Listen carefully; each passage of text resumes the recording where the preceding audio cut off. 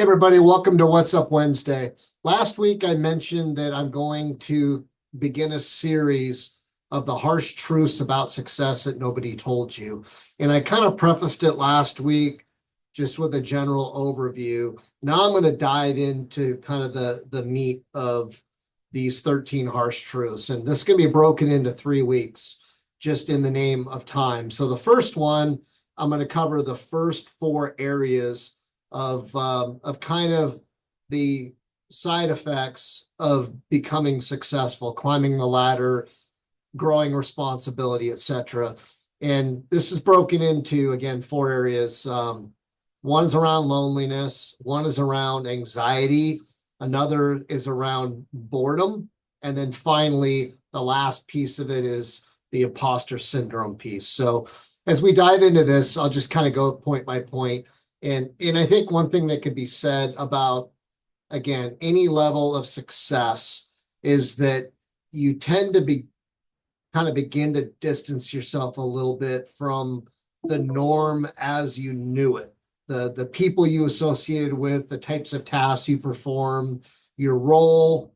Again, you become a little bit different, and that can create this feeling of loneliness because you're not being treated the same way, since you might have, let's just say you may have more ambition than somebody.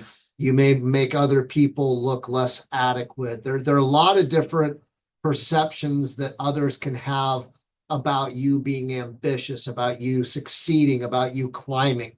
And that's something that you have to get comfortable with.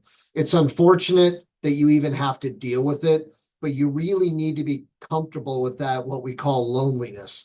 And that loneliness is a sign that you are on the right path. You're on the right path to transformation, to growth. And I feel like we grow the most when we're uncomfortable.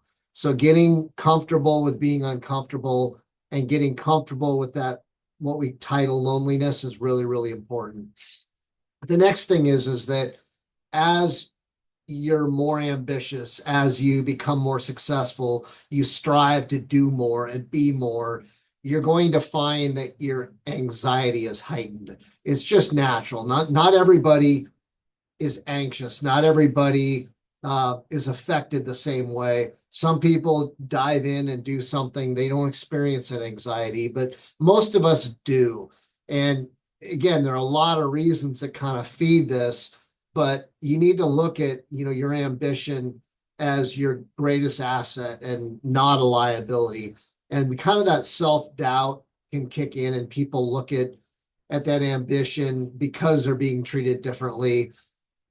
They look at it in a manner where it starts to create that anxiety. And I think being very, very aware of it is important, because it's going to kind of help fuel us to center our actions and the way that we perform, or the way we view things on a daily basis. It's going to kind of keeps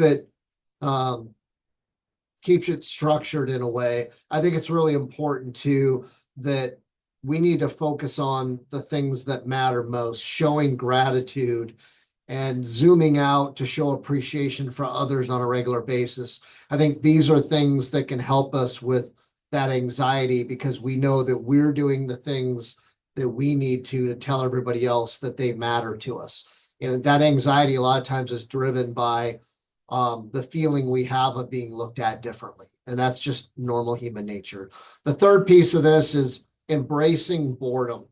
Now, boredom can be viewed a lot of different ways, but you're not always going to be super busy, but you have to be approachable. You have to be available, and you need to be responsive to others and their needs. In a lot of ways, as you climb with success and ambition, you climb the ladder, you become, or should become, a greater servant to everybody else. Your job is to support them to success. If you're doing that, you're doing your job.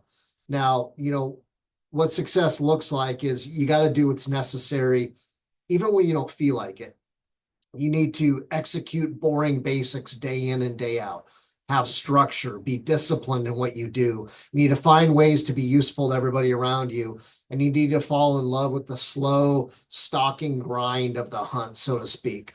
So, ultimately, discipline looks like having structure, having schedule, having habit, creating habit, which takes time and energy, but you need to be very, very reliable and you need to be on point. And these are things that don't just naturally happen. You need to practice them. You need to create goals. You need to show discipline around those goals. And then finally, I've talked about imposter syndrome in the past, but self-doubt is going to creep in. There's no question that at times you're going to feel like maybe you're out of your element. Maybe you're not an expert. Maybe somebody knows more than you. And that's okay. Embrace that. But also realize that you've gotten where you are because of hard work, because you're probably smart, because you're motivated, because you put 110% into everything you do. So don't let that imposter syndrome creep in. It along with anxiety can be kind of a negative driver. And we want to be very aware of it. And when we start to sense that self-doubt, we need to remind ourselves that, you know what, I can do this. I am worthy of this. And just realize it's going to happen. It doesn't happen to everybody. We're looking at the 80-20 rule here. 80% of people are going to experience the things I'm talking about. Other 20% or 10%, whatever that number may be, may not. But just some things to think about. And we'll see you for the next step of this next week. See you next Wednesday.